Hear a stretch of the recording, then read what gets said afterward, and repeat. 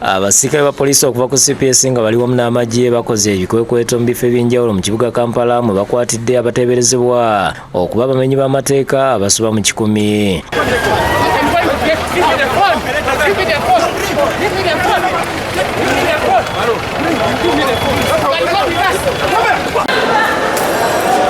Wabaddewo vaawo mpitewo yonna gye bayise okuli Nakasero, Aluwa Paaka, William Street, Nakivubo wa Kiseka n'awalala, era abantu bakwatiridde ku nguudo ne waggulu ku bizimbe obwedda poliisi weyita.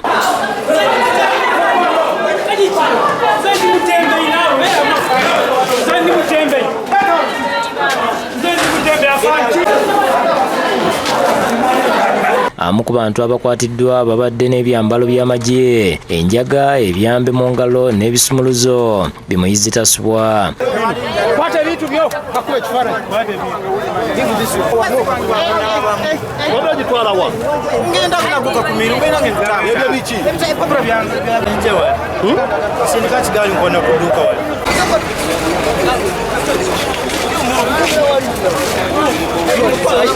Obwedda abakwatibwa bakuŋŋaanyizibwa ku poliisi ez'enjawulo abalala mu bibangirizi n'okubeebasa wansi.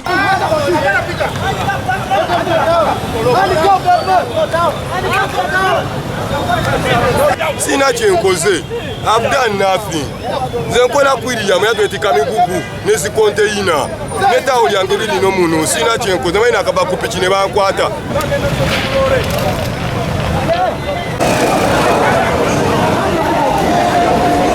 Waliwo n'abeesimatudde ku basirikale ne badduka era ng'emisinde gye beeyimiridde.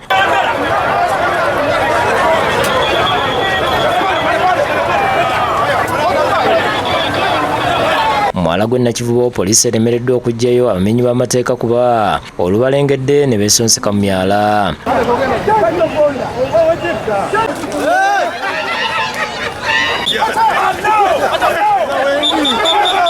Oluvannyuma abakwate babalagidde okulinnya loole ya poliisi obwedde basomba okubatwala ku CPS wakati mu kulaajana ng'ebo balanze obwemage.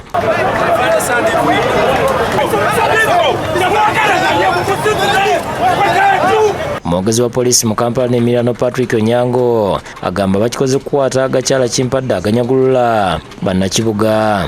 Batera nnyo kubeerayo okukuŋŋaanyalo nga bali eyo banywa njaga ate nga bamaze okunywa njaga ne batandika okulumba abantu mu ngeri y'okubanyagako ebintu byabwe, okubanyagulako ensimu n'okukola fujjo. Alabudde n'abazadde abatwala abaana ku masomero okubeera abeegendereza. Abavubuka bano oluusi batera nnyo okubanyaga n'okubabaka ebintu byabwe, naddala abaana basomera mu bisulo boarding school.